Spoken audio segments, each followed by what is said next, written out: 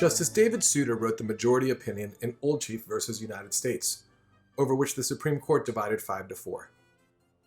Justice Souter's well-organized opinion reflects his experience as a prosecutor in New Hampshire and systematically proceeds through the issues and authorities. The dissent's approach to the case is comparatively disjointed. Unlike Justice Jackson's opinion in Mitchelson, the majority opinion in Old Chief is subdivided into sections and parts, making its structure easier to discern. The first issue is whether the particular crime that made Old Chief a felon is relevant to the charge of being a felon in possession of a firearm. The second is whether the record of his prior conviction should have been excluded from the felon in possession trial, even if it was relevant. The dissent's opinion is also subdivided. It addresses only the second issue in the case, the admissibility of the record of conviction under the circumstances. The opinion is poorly structured, which often reflects the quality of the analysis.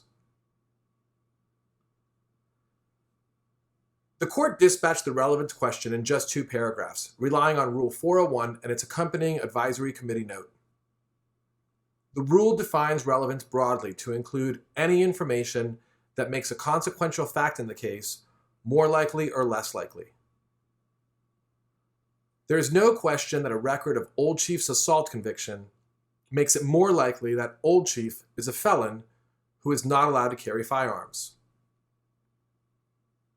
The court is unanimous that the conviction record is relevant to the charge against Old Chief. The record provides direct support for one of the elements of the charge, which helps resolve the ultimate fact in the case, whether Old Chief possessed a gun he was not allowed to have. Even though the evidence is relevant, Old Chief argues that it should not have been admitted because he was willing to confess that he is, in fact, a felon, barred from possessing a firearm. The issue is similar to the issue in Mitchelson. But while in Mitchelson, the mention of a prior crime that impugned the defendant's character came during cross-examination of a defense witness, in this case, the prosecution introduced Old Chief's assault conviction in the case in chief. In the language of Rule 403, the evidence is admissible unless the risk of unfair prejudice is substantially greater than its probative value. These concepts, along with some of the other bases for excluding relevant evidence listed in the rule, were lifted verbatim from the majority and dissenting opinions in Mitchelson.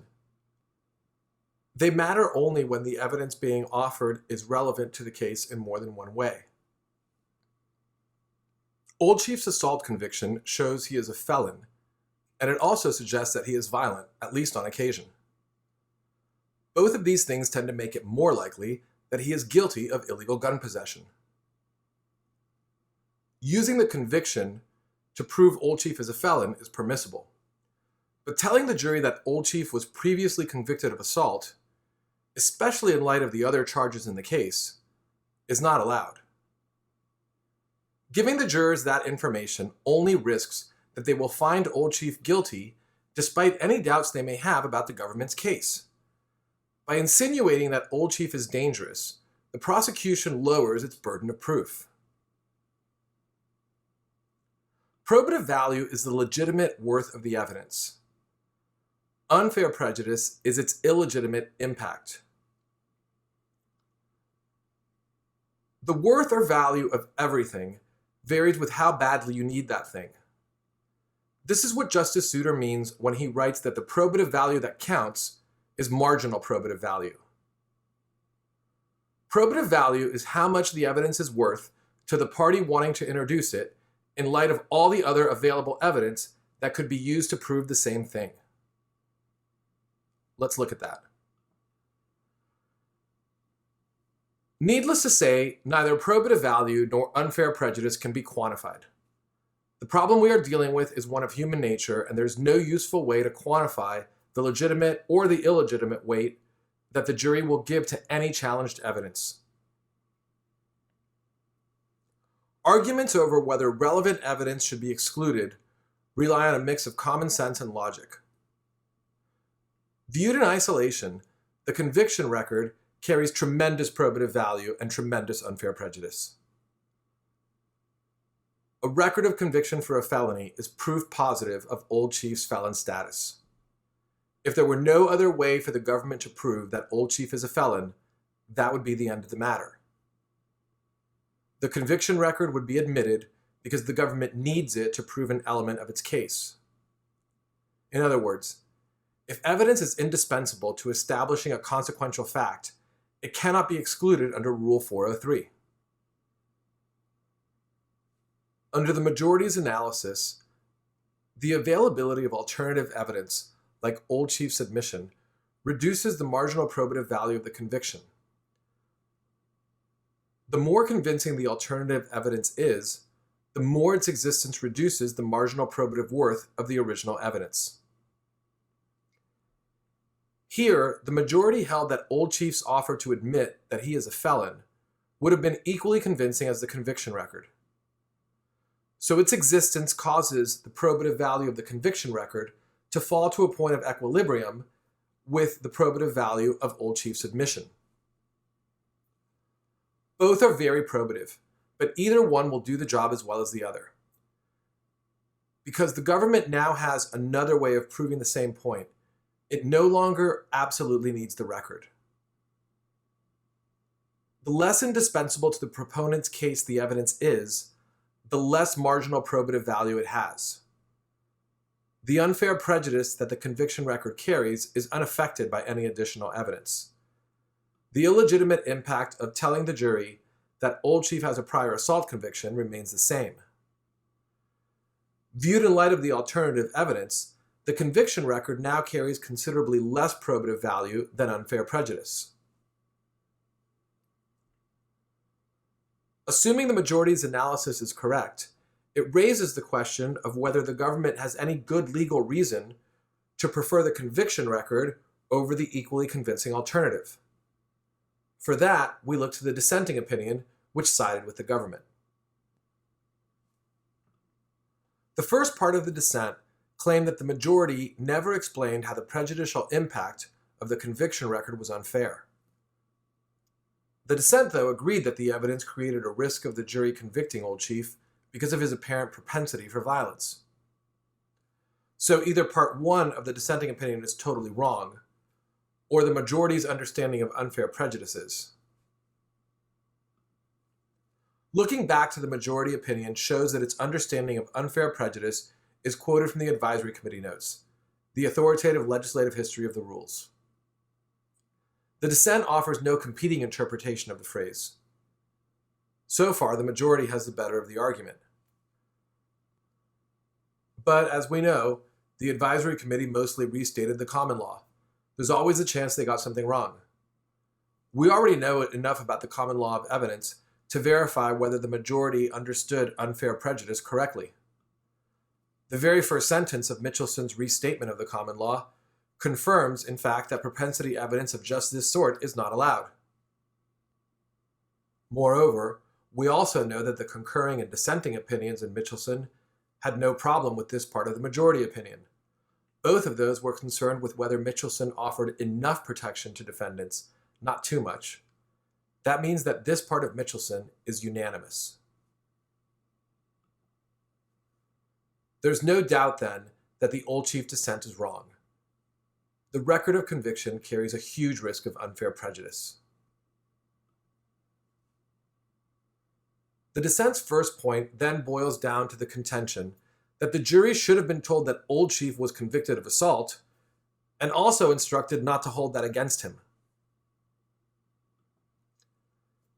The dissent's second point begins with the premise that the government must prove its case beyond a reasonable doubt. This inarguable point is spread over 2 paragraphs, but there's not much more to it than that. Because the government bears this burden, the dissenters reason, it can choose any evidence it wants. This conclusion does not follow from the premise.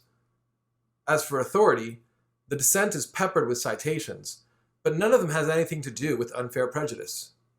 For example, the dissent begins part 2 with a quotation from a case that is seemingly right on point. It's suspicious that the dissenters don't say more about this case. That means we should check the dissent citations. It takes little time to realize that Singer versus United States has nothing to do with unfair prejudice, and that the dissent has lifted a quote that sounds good out of context. Singer is about waiver. The part that the dissent quoted means nothing more than that there is no summary judgment procedure in criminal cases. The defendant and the government can't just agree on the facts and ask the judge to decide what happened. The word stipulation here means something different than it does in Old Chief. Here it means a general stipulation about all the relevant facts, the way civil parties will sometimes agree that there are no material issues of fact and ask the judge to rule on their agreed version of events. In Old Chief, it means an agreement about one fact, and a tangential fact at that, whether Old Chief qualifies as a felon. The dissent did not rely on Singer beyond lifting a quote from it because it has nothing at all to do with the issue in Old Chief. The majority opinion does not lack for legal support. It is grounded on the text of the advisory committee notes and on a point on which the entire Mitchelson court agreed. The dissent has no substantial legal authority for its position. We now know that the dissenting opinion is less well organized, less well reasoned, and less well supported than the majority. We can see through their misstatements and their quotes taken out of context. We also know that the majority's holding is limited to cases involving proof of felon status. So this case affects only people with a prior conviction, a group that overwhelmingly tends to be poor and to lack access to the best representation. We know that the dissent admitted that juries could be improperly influenced by knowing the nature of a felon's prior crime. And we know that their only reason for wanting to allow that evidence is that the government wants it. Getting back to the majority's analysis, we can see through the government's and the dissent's position. Note that the dissent took no issue with the majority's analysis of how probative value is measured. That means there's no real debate about the reality represented by this sketch. Remember, we turn to the dissent to find a good reason for the government's preference for relying on the conviction record rather than on Old Chief's admission. The only reason given was that the government wants it because it wants it. So the only possible conclusion is that the government wants to be able to improperly sway the jury if it means getting another conviction. Justice Souter is far too smart to miss that, but he's also far too polite to put it that bluntly. Justice Souter called the government and the dissent out within his abstract discussion of the two possible ways of interpreting Rule 403. There was never any doubt about which approach was the right one. The advisory committee note makes that clear. Justice Souter's extended explanation, though, let him tuck his response to the dissent inside that. Very telling is the key phrase in this excerpt. It is telling or revealing because the only reason to prefer the approach that the government and the dissent both champion is the maximal unfair prejudice it can engender.